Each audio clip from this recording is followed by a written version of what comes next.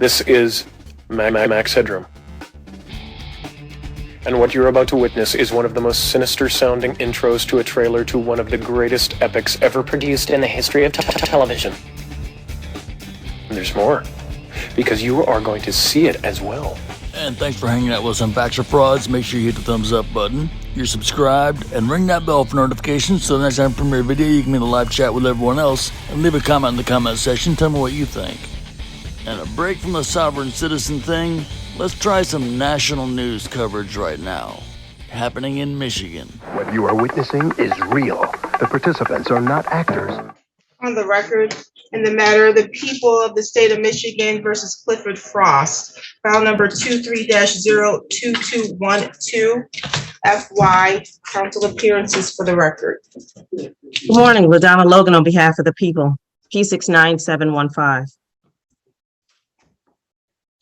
And good morning, Your Honor. Kevin Kievsky, P74-153, appearing on behalf of Mr. Frost, who's immediately to my right. And I also have co-counsel here with me today. If he can actually give his appearance quickly. Yes, Edward Kickham, P70332 for the defendant. Okay, today was the date, and you all can gather at the table there. Thanks. Today was the date and the time that was set for the motion hearing. I have a motion for summary disposition, and then a motion to sever.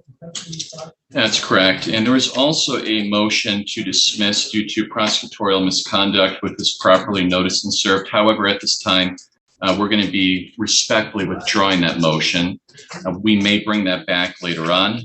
Given the people's response, we believe there might be additional exculpatory information that we would be entitled to pursuant to Brady v. Maryland. And we're just going to be working with the Attorney General's office to see if we can get that additional information. So at this time, it's really just those two motions that you've mentioned, Your Honor. Okay, so you're withdrawing the motion to dismiss for prosecutorial misconduct? That's correct.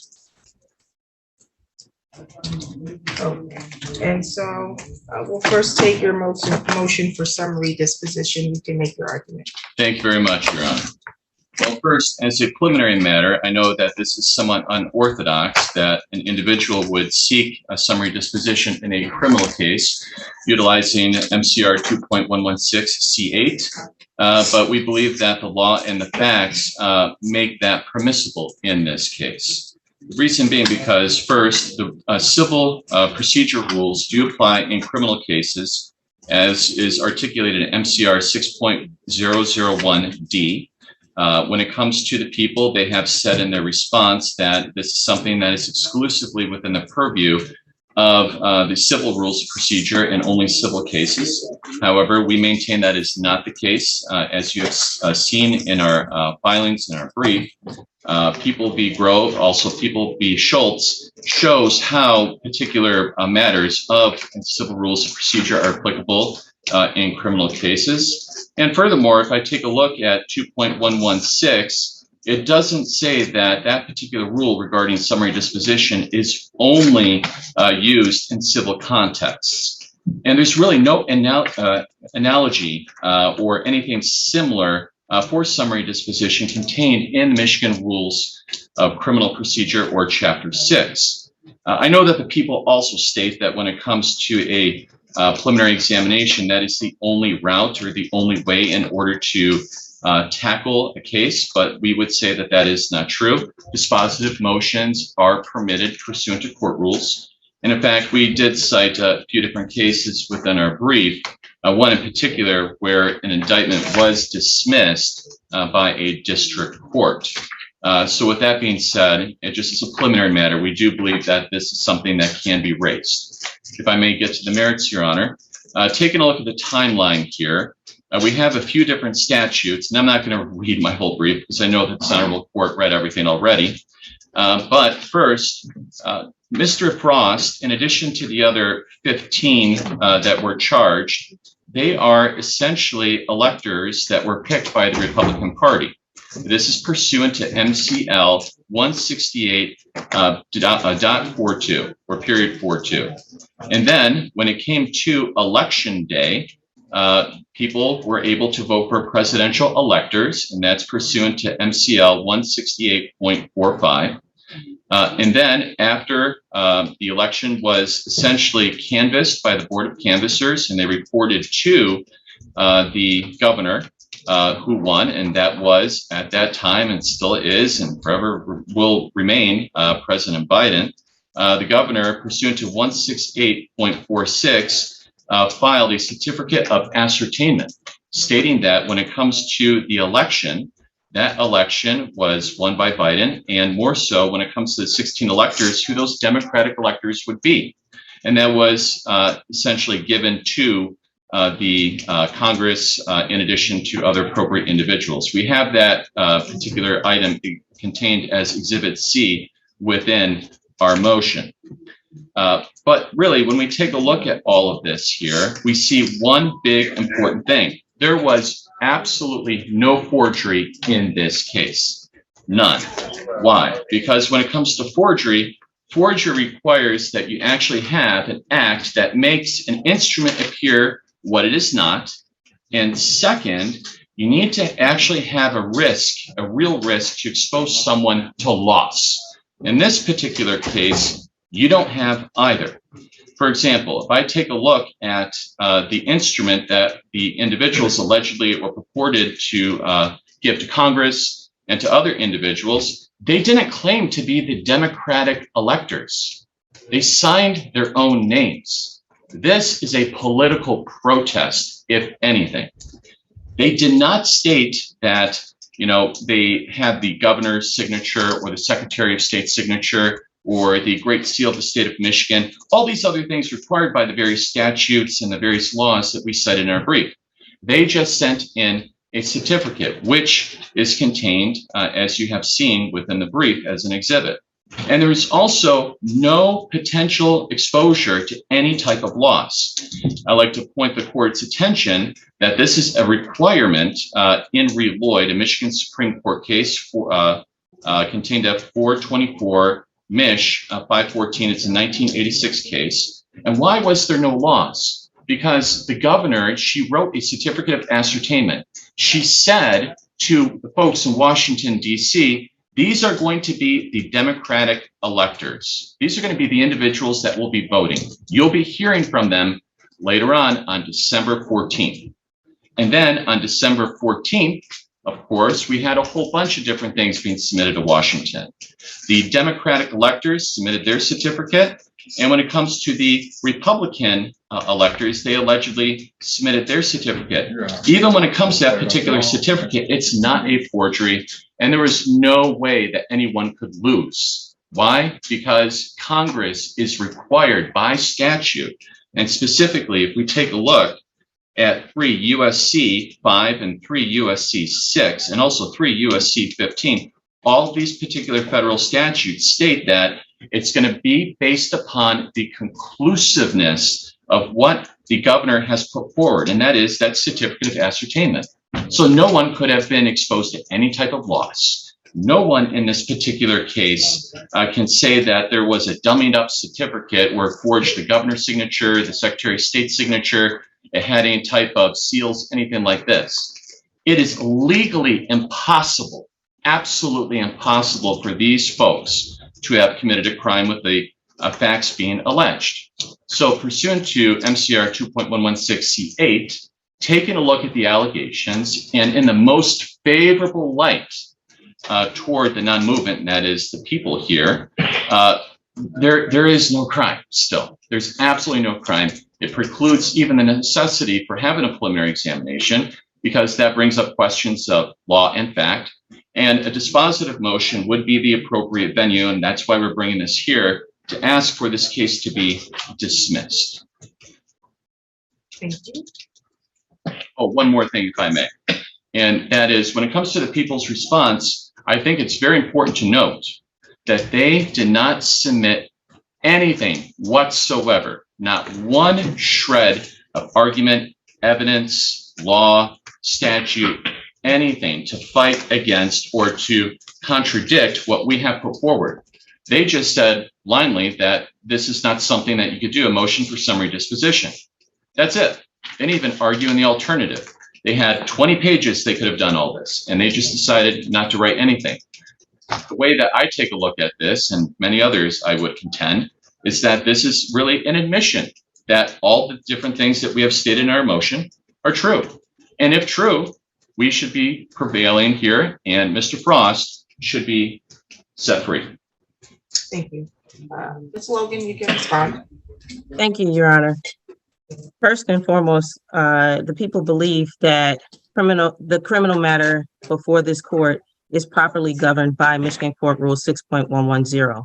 As it relates to Michigan Court Rule 2.116, in order for there to even be a motion of summary disposition, there has to be either a civil action where there are agreed upon stipulation of facts, or there has to be some sort of stipulation of facts sufficient enough for the court to render a judgment in the action. Point in fact, there are no facts on this record as to this case. An attorney's arguments are not facts. Filings are not facts. The proper way to elicit facts in this case is the preliminary exam, which is governed by the Michigan Court Rule 6.110, as the people stated in their response. This is a complaint, and the court's jurisdiction is set forth in 6.110. And as far as making a determination on how this case is to proceed, whether it does proceed to trial or whether the court finds that the evidence is insufficient as to probable cause, is all governed by 6.110, and it requires a preliminary exam. The people, just like the defendant, have a right to a preliminary exam, and the people have not waived their right in this case. And we believe the defendant's motion for summary disposition should be denied. Brief response, rebuttal, if I may. Briefly, when it comes to this particular case, this is not a question of fact. Again, it's a question of law. And when we take a look at what has been put forward by the people on its face, and this is what a C8 motion is about, it is not sufficient to actually sustain the charges or what the people are looking for. There is no relief that could be granted, given that it's a legal impossibility for these folks to have possibly committed any type of crime being alleged here regarding forgery. Thank you. You can have a seat, sir. Thank you. Thank you. Okay, I've reviewed the briefs and the responses to those briefs, and also reviewed the attached legal basis for the defense argument. The concern that I have, I agree or tend to agree with the Office of the Attorney General as it relates to when it's appropriate to apply Michigan court rules. I don't think we're in a situation here where it is appropriate to bring a motion for summary disposition. This is a criminal proceeding. It's a felony criminal proceeding.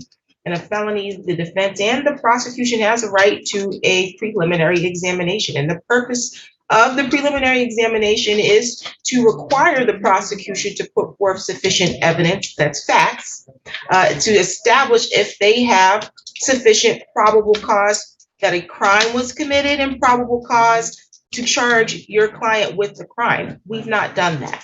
So to make an argument that we should do a disposition based on a summary of the proceedings would be inappropriate, and it would be preemptive. It should be something that should be, if given or taken before the court, maybe at the circuit court level, definitely not at this level, because we've not even had a preliminary examination. We don't even know if they have sufficient facts to determine whether or not a crime was committed. All we have is a pleading, and the allegation here is that there's several counts of a crime being committed. Count 1 being conspiracy to commit forgery. Count 2, forgery. Count 3, forgery. Count 4, conspiracy to commit uttering and publishing. Count 5, uttering and publishing. Count 6, conspiracy to commit forgery, election law. And then count 7 and 8, forgery, election law. We first need to have a hearing in the court, and that would be an evidentiary-based hearing for the Attorney General's office to put forth evidence and to determine, and the court will make that determination as to whether or not there's sufficient evidence to determine whether or not there was a crime that was actually committed, and if so, there's sufficient probable cause to charge Mr. Frost with that crime. And as you should be aware, that's a low burden. It's not a heavy burden to overcome. It's more than mere suspicion that a crime was committed. So for those reasons, your motion for summary disposition will be denied. Thank you, This Your Honor. matter will be proceeding to a preliminary examination. We also have the matter of a motion to sever. Yes, Your Honor.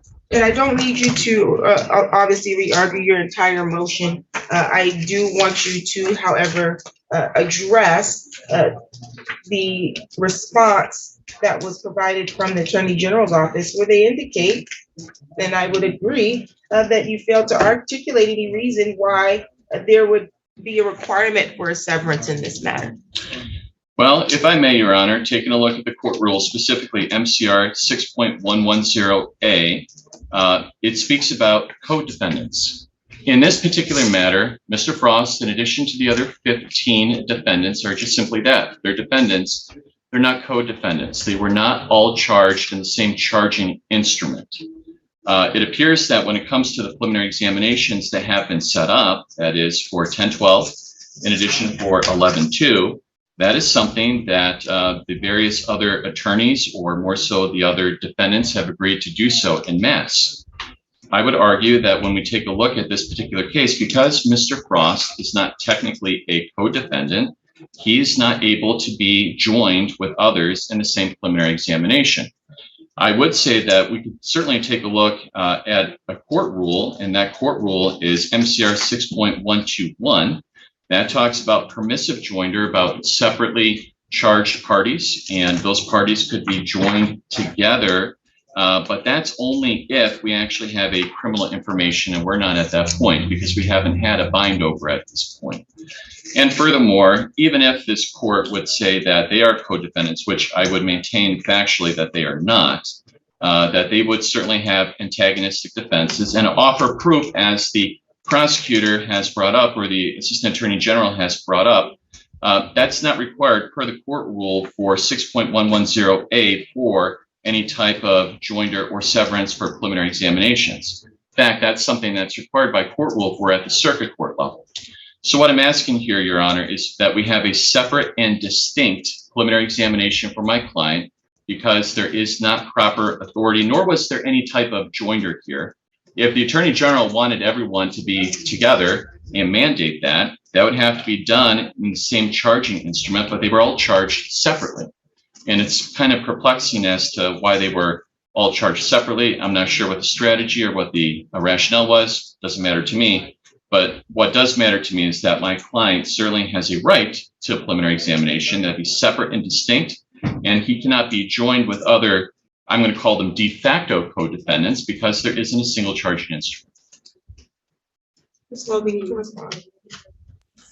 Thank you, Your Honor. Just to supplement my response, Michigan Court Rule 6.110A says that the preliminary examination of co-defendants shall be consolidated, and only one joint preliminary examination shall be held unless the prosecuting attorney consents to the severance, a defendant seeks severance by motion and it is granted, or that one of the defendants is unavailable and does not appear at the hearing.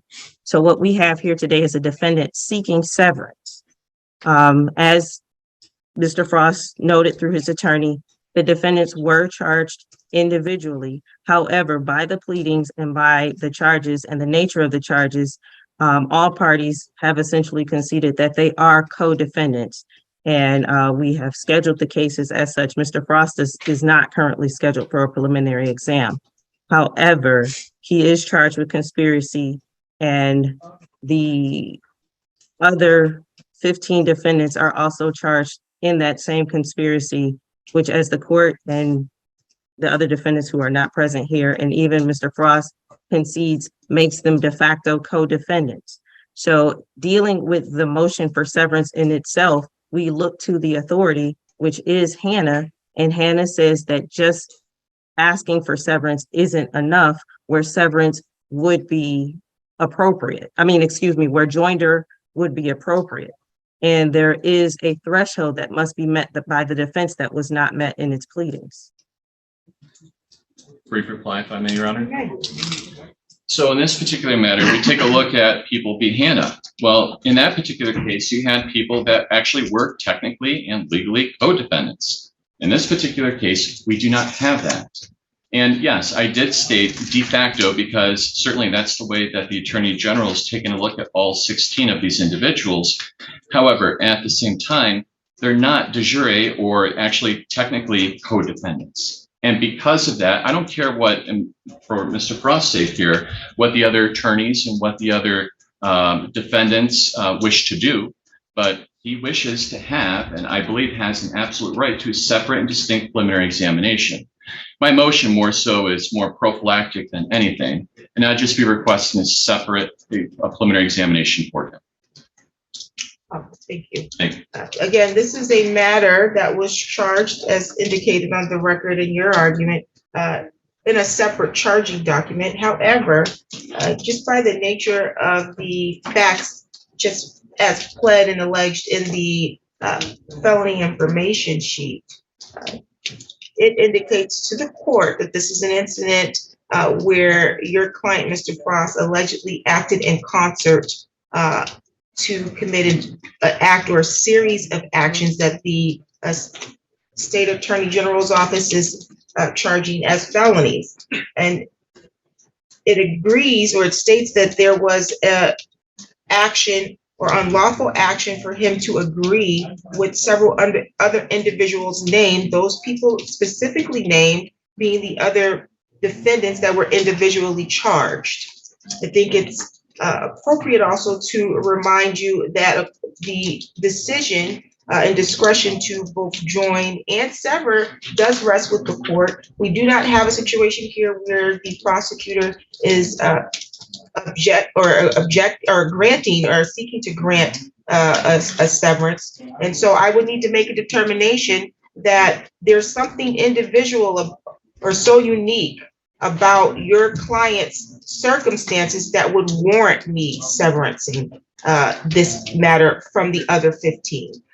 And then that this would be in the interest of justice and judicial economy. And I don't have that before me. I don't think that this is a situation where his defense largely differs from the defenses that will be set forth from the other parties. I don't know that, but none of that has been brought forth before me today. So all I have now is not guilties on all parties, and they're all being charged with a conspiracy of acting in concert to commit the same series of actions. It's not in the interest of judicial economy to separate his matter or the other 15 defendants' matters so that we can continuously have the same set of evidence brought forth before the court and have a determination made for each individual at a separate date and time. So for those reasons, the court's going to deny your request to sever Mr. Frost's matter from the other 15 cases, and he will proceed on one of the 2 dates for preliminary examination. I don't know if I already set his or if I reserved setting it because of this motion. I believe you reserved it, Your Honor. Okay. That's correct. And so obviously there is one matter, or one set, I should say, matter of these cases that is going forth next week. I don't think that that would be advantageous for you, but I'll let you advise as to whether or not you could be ready next week to go with that group. There's another set that's going to go in December. Is it the November 2nd? November 2nd, sorry. Your Honor. And then there's at least one who has not been set. And at this point, it's going to be set in either late November, December, or January. If that's a Correct. possibility. And I would suspected say you would ask for that. That's no problem. I will plan to set this one on that date. Give me a date. Why did I not set the other? There's a defendant that hasn't been scheduled yet that has a probable cause conference is scheduled for that PCC on December 15th at 10 a.m., Your Honor. Can you make another probable cause conference on that date, and then we can set a date and combine everybody's calendar at that time? Thank you. Okay, so that's what we'll do. We'll set this matter for a probable cause conference on December 15th. And albeit I denied your motion, I mean, you're moving forward with just one other individual. So that could be some sort of a concession. Well, we respect the court's opinion, and certainly we will abide by the court's order. Any additional matters for the record on this file? Nothing further, Your Honor, from Mr. Frost. Nothing from the people, Your Honor. Thank you. Thank you. You're all set. Thank you. Okay, on the record in the matter of the people of the state of Michigan versus Mary Ann Henry, file number 23-02215. Call for appearance. Good morning, LaDonna Logan on behalf of the people, P69715. Good morning, Your Honor. May it please this honorable court, George Brown on behalf of Mary Ann Henry, stands to my right. Okay, how are you? Good, Your Honor. How are you? I'm doing well, thank you. Today was the date and the time that was set for a motion to dismiss. I do have both the motion and the people's response. You can make your argument. Your Honor, I would ask first, has the court had a chance to review the video? The court has not reviewed the video. Would the court allow me to play the video? Yes, you have the capabilities of doing that. Thank you, Your Honor. I'll turn down. People talk a lot about, oh, why don't you start flipping some of those people so that they can become witnesses against the remaining defendants, the worst acting defendants. The problem is, these are people who have been brainwashed. And when I say brainwashed, how do you flip someone who concedes that they did everything that they're accused of doing, but what they say is, we believe that we were in the right. We think that Donald Trump is the real winner of the election. They legit believe that. They genuinely believe it. So how do you, somebody can't even plead guilty if they wanted to, because they can't admit that what they did violated the law because they still think they're right. Ingham County, where Lansing was located, is a very, very Democratic-leaning county. But I worry that there will be people who just won't care that they clearly violated the law because they believe that the ends justify the means, and that, you know, it's okay to do as long as the end game is getting this autocrat into office, who will surely be the end of democracy in this nation. Your Honor, we make this motion for dismissal and discharge because there can no longer possibly be a finding of probable cause. No matter what amount of evidence the people provide in preliminary exam, the people have nullified the affidavit upon which they filed this case. Two important issues were not mentioned in the people's response to our motion: specific intent and MRE 801 D2D, an admission by an agent of a party opponent.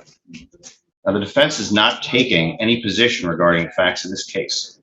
We're not required to. The defendant remains presumed innocent, and the burden of proving her guilt beyond a reasonable doubt remains upon the Attorney General. This issue is not about what the defendant said. This is about a genuine question regarding the accuracy of the charging affidavit that has been raised by the prosecutor. The affidavit states that the defendant knew there was no legal reason to create an alternate slate of electors on December 14th, 2020. But on September 18th, 2023, the prosecutor directly contradicted the affidavit by claiming that the defendant was brainwashed, believed that she was in the right, believed Donald Trump won the election. The Attorney General added that the defendant cannot even plead guilty because she still believes that what she did was right. Again, Your Honor, this is not our position. It is the position of the Attorney General regarding the specific intent of the defendant she is prosecuting. Convictions here would require the Attorney General to prove beyond a reasonable doubt that the defendant intended to cheat or deceive. The Attorney General cannot make that assertion now, let alone prove it beyond a reasonable doubt, because what she claims, because she now claims that the defendant believed what she was doing was right. This isn't the position of a layperson. This is not the position of some random attorney or an expert witness. It is the position of the prosecutor. The people claim in their response that the court has no jurisdiction to dismiss. Now, when criminal charges are filed in Michigan, a police officer often performs a swear-to in front of a judge or a magistrate. And when that happens, there's often a little back and forth. Judges and magistrates ask questions of the officer about the facts. There was no such opportunity here because an affidavit was filed instead. The court now knows that the prosecutor disagrees with paragraph 27 of the affidavit, which states that the defendant, quote, knew prior to their meeting on December 14, 2020, there was no legal reason to create an alternate slate of electors. That's important, Your Honor, because paragraph 27 of the affidavit is where the Attorney General alleged specific intent. Now, if the court were to learn during questioning and a swear to that the facts alleged by a police officer were false, it would not be appropriate for the court to authorize felony charges and drag an innocent defendant through a preliminary exam. Are the people claiming that any prosecutor may subject any person to criminal charges and a preliminary exam based on an affidavit, even if the prosecutor asserts that the affidavit is not true? Now, the court knows that the Attorney General's position is that the defendant had no intent to cheat or to deceive. The court has an obligation to inquire about the claims made in the affidavit, acknowledge that the prosecutor claims the specific intent portion of the affidavit is false, and discharge the defendant. The people claim in their response to our motion that the Attorney General's statements are not relevant. They assert that that the statements are mere opinion, and that an attorney's opinion cannot make something more or less probable. They point to a hypothetical of a prosecutor trying to admit evidence that a defense attorney thinks their client is guilty. That hypothetical ignores the fact that the defense attorney is not the one prosecuting the case and is not the one tasked with the burden of proof. It also ignores, Your Honor, the fact that the defense attorney's statements as agents are often admissible against their clients. They point to People v. Smith, in which the Court of Appeals found it had been improper, although not enough to reverse, for the prosecutor to argue that the jury should infer from the prosecutor's charging decisions that the prosecutor had knowledge that the defendant was guilty. But Smith was about protecting defendants from prosecutors unfairly wielding the prestige of their office like a weapon to unduly convince a jury of a defendant's guilt. That case says nothing about a prosecutor stating that a defendant charged with specific intent crimes did not have the necessary intent to commit those crimes. Smith was meant to ensure that the prosecutor didn't have too much power. That is simply not the case here. The people then claim that the Attorney General's statements were opinion, a conclusion that would not assist the fact finder. These statements, Your Honor, were not mere opinion. They were an admission by the agent of a party opponent and therefore admissible under MRE 801 D2D, which allows statements that are made by the party's agent or servant concerning a matter within the scope of the agency of employment and made during the existence of that relationship. The Attorney General is the agent of the people of the state of Michigan, a party to this case. Her statement absolutely concerns a matter within the scope of her employment. It was made about this case while she was prosecuting this case at an event that advertised she would be discussing this case as the Michigan Attorney General. The fact that an agent is an attorney has no bearing on whether the statements of an agent come in or not. The people that argue that witnesses cannot offer opinions of guilt. While that may be true for certain witnesses, it is not true about the parties. A defendant may allege that she's innocent, and a prosecutor may allege that the defendant is guilty. A defendant may allege that she is innocent, and as has happened here, a prosecutor may allege that a defendant is innocent. This is about a party making an admission, not about a non-party witness offering an opinion. Now, if the defendant were to have sent a text message to someone claiming that she did have the specific intent to commit these crimes, and if the prosecutor became aware of that text message, would that be admissible? Absolutely. It would be an admission by a party opponent. It would not matter if it were a conclusion of guilt or not. The Attorney General then cites cases dealing with conclusions of expert witnesses like a Michigan Gaming Control Board investigator, medical professionals, or a traffic crash reconstructionist. The statements here were not made by a state gaming investigator. They were made by the party that is prosecuting the case. The people also argue that the defendant has no right to a dismissal based on the Attorney General's statements. They claim in their response that there is no conflict between the affidavit and her September 18 statements. They inaccurately characterized the statement, saying the Attorney General was only speaking about whether the defendants would take responsibility. And they compared the Attorney General's statements to a prosecutor casually calling a defendant crazy, saying that that would not concede that they were legally insane. But that's not what she said, Your Honor. The Attorney General claimed that the defendants legitimately believed that Donald Trump won the election and that they believed they were in the right. She didn't speculate about the possible probability of them taking responsibility. She said they cannot plead guilty, even if they wanted to, because they still think that they're right. The people also argue in their response that the defendants' beliefs are only minimally relevant. That's simply not true. These are not general intent crimes, like battery or drunk driving, where the prosecutor's burden is merely to prove that a person intended to commit an action that led to a criminal act. This case involves allegations of specific intent crimes: conspiracy, forgery, uttering and publishing, and election law forgery. All of these charges require proof beyond a reasonable doubt that the defendant acted with the intention of cheating or deceiving. The defendant's belief regarding whether she is cheating or deceiving anyone is more than just relevant. It's an element of each of the crimes.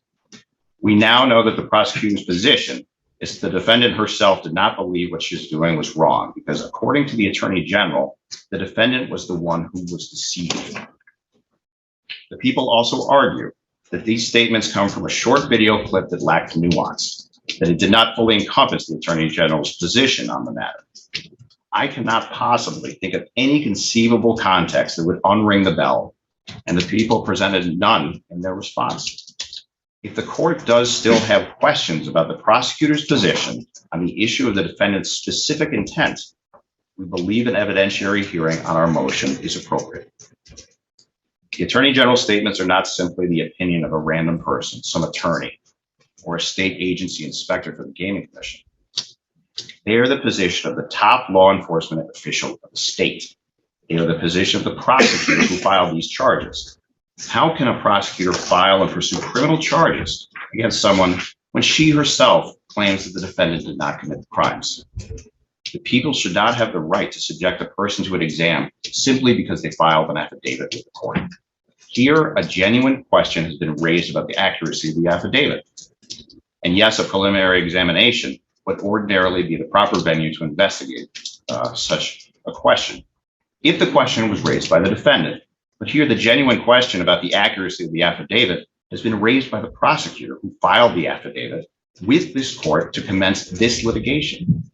We are respectfully requesting that the court dismiss the charges against Ms. Henry. In the alternative, we're asking that the court fulfill its obligation to investigate the genuine question of the affidavit's accuracy, a question that was raised by the prosecutor. Thank you. The Attorney General to respond. Thank you, Your Honor. First and foremost, I think there is a clear disagreement about what the Attorney General said in her statements, whereas the defendant believes that these statements are directly commenting on an element. The people contend that those statements comment on whether or not a defendant can plead guilty and admit guilt, which is not an element in any of the 8 counts before this court. And as far as a defendant's genuine belief that what they are doing is right, even if they're doing something wrong for the perceived right reasons, still makes that act wrong. And as noted in the people's brief, there is no evidence right now before this court about the sufficiency of mens rea for this defendant or any of the defendants, because we have not had our preliminary exam yet. And when the people make allegations, whether it's in an affidavit, whether it's at the exam, whether it's at trial, those allegations are not evidence. The evidence comes from witness testimony. It comes from the presentation of documents, which again has not happened in this case. So extrajudicial statements made by the Attorney General are not evidence that can be put before this court right now. It is the people's belief that it can't be put before the court, period, based on the case law that we cited, McFarland at 325 Miss Appeal 507, a 2018 case, People v. Fomby 300 Mich Appeal 46, a 2013 case, which says experts and the top law enforcement officer could clearly be defined as an expert, cannot give an opinion of the guilt or the guilty state of mind of a defendant. This would never be admissible in court. And first and foremost, as the people said in our response, the court has limited jurisdiction when it comes to a felony complaint. And when it comes to a motion for dismissal, it is properly heard after a presentation of evidence, which we refer to, multiple times, a preliminary examination. We have one scheduled in this matter. It is the people's position that at that point, the defense can properly argue that the evidence is insufficient and not before. The Attorney General's statements do not create a right to dismissal before the court can hear the evidence, which the court has not heard. Thank you, Your Honor. Any re-argument? Simply a clarification, Your Honor, as far as what specific intent crimes are. They do differ from general intent crimes. This is not about the outcome being wrong. For specific intent crimes, the intent must be wrong. Thank you. So we've heard both your argument as well as the responsive argument from the Office of the Attorney General. You've also played a video. I'm still trying to grapple with your understanding as to what rule of law you're relying on to make you playing that video evidence for my consideration in a criminal procedure. It's not even what you played. Wasn't even, I haven't seen the video in its totality. I can't really ascertain the full context, nor do I believe that that's information that the court can consider as facts. I mean, this is a statement that was she on the news? Where was she? I don't even know where she was. Your Honor, I believe the parties both stipulated to the fact that it was at an event, a political group online. It happened on December 18th. Both parties did link a CNN story, which you described where it was. Okay. And so what is the rule of law that you believe makes this evidence? Your Honor, this is still a preliminary question at this time. The court's allowed to put away the rules of evidence for a moment and consider all information. This is a statement made by the prosecutor. There's no disagreement about the accuracy of it having happened. It did happen last month. Okay. She made a statement that there was a concern about whether or not the defendants had been brainwashed. Your Honor, I would disagree with that characterization. She didn't say that there was a concern. She said that they had been brainwashed. She said that they believed that they were right. They believed that Donald Trump won, and that because of this belief, because they still believe that they're right, that they cannot plead guilty. Those were her statements. That's talking about a guilty plea. That's not a discussion or determination, about whether or not they can be found guilty, which means that they have to have met the evidence beyond a reasonable doubt to show mens rea, a guilty mind. That is something that needs to be proven along with the actus rea beyond a reasonable doubt. And that doesn't happen on offline or online discussions about what the prosecutor believes may have happened. Because again, I think most of what you played is speculation, or maybe what that person making that statement believes, but that's not something the court, I think, can use as a consideration as to whether or not the case can be dismissed. Courts have limited jurisdiction, just as stated by the Office of the Attorney General, when it comes to when we can dismiss a matter. And when we dismiss a matter, typically without prejudice, unless the court can find that there's something so grossly egregious or ultra virus that requires a dismissal with prejudice, which can still, find its way to the Court of Appeals at this point, because we don't have any binding precedent on that. But as of right now, we have a criminal matter here, again, which charges 8 counts of a felony act or a series of felony actions, which entitle both parties, that being the defendant and the Office of the Attorney General, the prosecutor in this matter, to an evidentiary hearing, which we called a preliminary examination. And at that time is when the prosecutor, the Attorney General's office, has the duty and the responsibility solely upon them to put forth sufficient evidence to establish if there's probable cause enough to move forward with this as a crime, charging your client with that crime. And so this is not a time for the court to make a determination as to whether or not we would have enough evidence to support a guilty mind, that being mens rea. This is not a time for the court to make a determination as to whether or not there was any actions that was taken by your client in furtherance of a guilty act. So for those reasons, because I think it's preliminary and it's something that probably should be best suited or be brought over at the circuit court level, the court is going to deny your motion. This matter will continue to preliminary examination for the purposes of establishing probable cause. Thank you, Your Honor. Thank you. Any additional matters for today's case? Not for the. Okay, and this matter is None for the scheduled people, for thank preliminary you. examination on October 12th, Yes, ma'am. correct? Yes. Yes. Okay. Any additional matters from you, Ms. Logan? No, Your Honor, thank you. You're all set. Because none of those things could exist without 6 white stripes, 7 red stripes, and a hell of a lot of stars. Thank you very much. And thanks for hanging out with us on Facts or Frauds. Make sure you hit the thumbs up button, you're subscribed, and ring that bell for notifications so the next time I premiere a video, you can be in a live chat with everyone else and leave a comment in the comment section. Tell me what you think. And a huge thanks to our channel members Robert Morley, Andy, Chris Killing, Goddess of Truth, Westside Girl Reacts, Drew B, Pedro Whack-A-Mole, Sean Oldpark, TW1960, Pat's Cats, Butcher Bird, and Jason Heaton. If you'd like to become a member, just click on the link in the description or click on join right next to subscribe. And if you're still hanging out, thank you. I appreciate you all. Make sure you hit that thumbs up button, you're subscribed, and leave a comment in the comment section. Tell me what you think. Until next time, I'll see you soon.